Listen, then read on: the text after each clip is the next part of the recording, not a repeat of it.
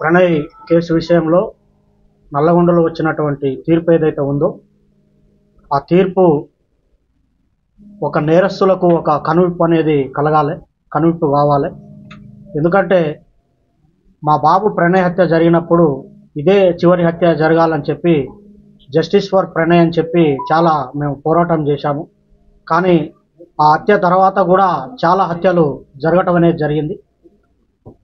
అయితే ఈ హత్య తర్వాత జరిగినటువంటి హత్యలు చేసిన వాళ్ళకి కానివ్వండి, ఇంకా ఈ కులాన్ని పట్టుకొని వేలాడే వాళ్లకు, కుల దురంకార హత్యలు చేసే వాళ్లకు, తర్వాత కన్న కూతుర్లను చంపుకునే వాళ్లకు, కన్న కొడుకులను చంపుకునే వాళ్లకు, అవతలి వ్యక్తులను చంపే వాళ్లకు కులం పేరుతోని ఈ యొక్క తీర్పు అనేది కనువిప్పు కావాలని నేను కోరుకుంటున్నాను.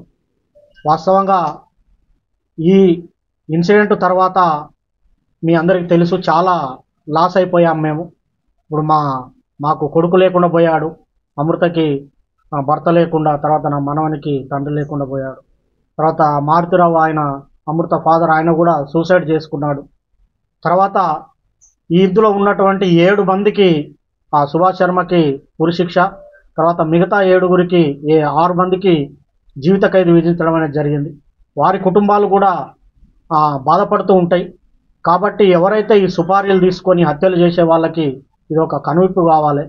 ఏదన్నా ఉంటే మాట్లాడుకోవటం కానివ్వండి, సమస్య పరిష్కారానికి సామరస్యంగా చేసుకోవాలి తప్ప మేనేజ్ చేయొచ్చులే, వాళ్ళకి అంతో ఇంతో డబ్బులు ఇవ్వచ్చులే, మేనేజ్ చేయొచ్చులే అని చెప్పి చంపడం అనేది కరెక్ట్ కాదు.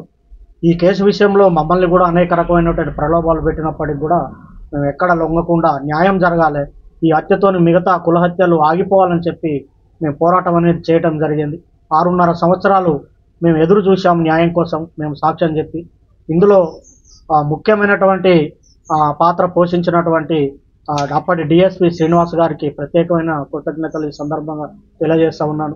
ఎందుకంటే సారు ఐఓగా చాలా గొప్పగా ఆ కేసును పకడ్బందీగా, చాలామంది మమ్మల్ని అన్నారు ఎందుకు కేసు లేట్ అవుతుంది, ఛార్జ్షీట్ లేట్ అవుతుంది, ఏదో జరుగుతుందని. కానీ సార్ మీద మేము నమ్మకం పెట్టుకొని ఉండటం వల్ల లేట్ అయినప్పటికి కూడా ఒక పకడ్బందీ 200 పేజీల ఛార్జ్షీటు, దాదాపు 100 మంది సాక్షులను పెట్టి ఛార్జ్షీట్ వేసి గట్టిగా కేసును పకడ్బందీగా చేశారు. తర్వాత దానికి సహకరించినటువంటి ఎస్పీ రంగనాథ్ గారికి కూడా ఈ సందర్భంగా ప్రత్యేకమైన కృతజ్ఞతలు తెలియజేస్తూ ఉన్నాను. సార్ ఆధ్వర్యంలో మంచి టీము సుభాష్ శర్మను ఆ రోజు వెళ్ళి పట్టుకోవటము, తర్వాత నిందితులందరినీ పట్టుకోవటం విషయంలో కూడా సారు అనేకమైనటువంటి టెక్నిక్స్ ఉపయోగించి, టెక్నికల్ ఎవిడెన్స్ ఉపయోగించి తర్వాత ఈ సాక్ష్యాలను కూడా ప్రొడ్యూస్ చేయడం అనేది జరిగింది. అందులో ఇంకొకటి ముఖ్యమైన విషయం ఏంటంటే ఈ కేసుకు వాదించినటువంటి అడ్వకేటు దర్శనం నరసింహ గారు చాలా గొప్ప వ్యక్తి ఆయన.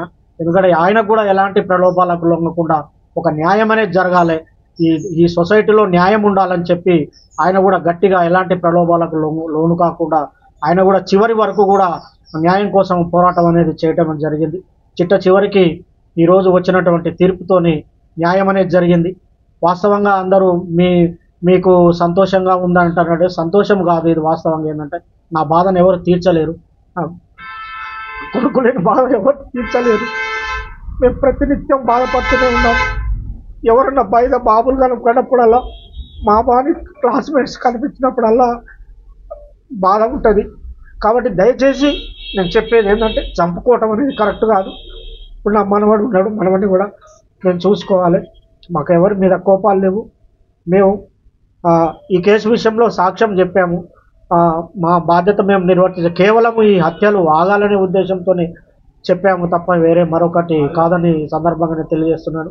న్యాయస్థానం కూడా కరెక్ట్ అయిన తీర్పిచ్చింది.